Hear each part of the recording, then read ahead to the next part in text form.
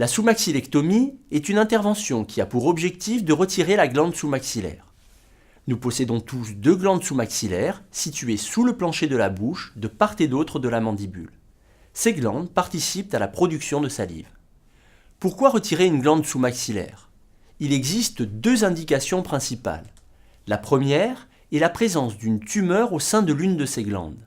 Dans ce cas, il est indispensable de la retirer afin de stopper son évolution et de définir sa nature bénigne ou cancéreuse avec exactitude.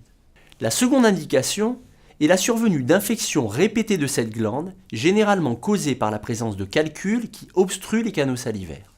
Comment se déroule l'intervention ? L'intervention se déroule sous anesthésie générale. Une incision cutanée est réalisée dans un pli naturel du cou, sous la mandibule.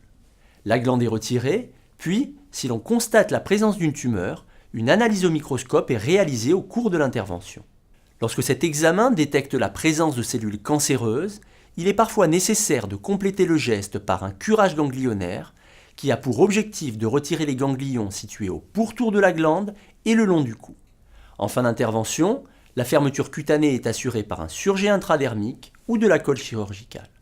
Les suites opératoires sont simples et autorisent généralement un retour au domicile le jour même ou après une nuit de surveillance à l'hôpital. Quels sont les risques de l'intervention ? Toute intervention sur le corps humain, même menée dans des conditions optimales de compétence et de sécurité, recèle un risque de complications. Ainsi, dans les suites d'une sous-maxillectomie, on peut constater au moment du réveil une asymétrie de la lèvre inférieure, plus visible lors du sourire et de la parole. Elle est liée à un défaut de fonctionnement de la branche du nerf facial qui assure la motricité des muscles de la commissure des lèvres. Ce déficit, heureusement peu fréquent et discret, s'avère le plus souvent transitoire, mais sa récupération peut être assez lente.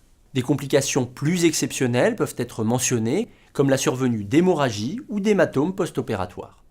On constate aussi parfois des troubles de la sensibilité et de la mobilité de la langue du côté opéré.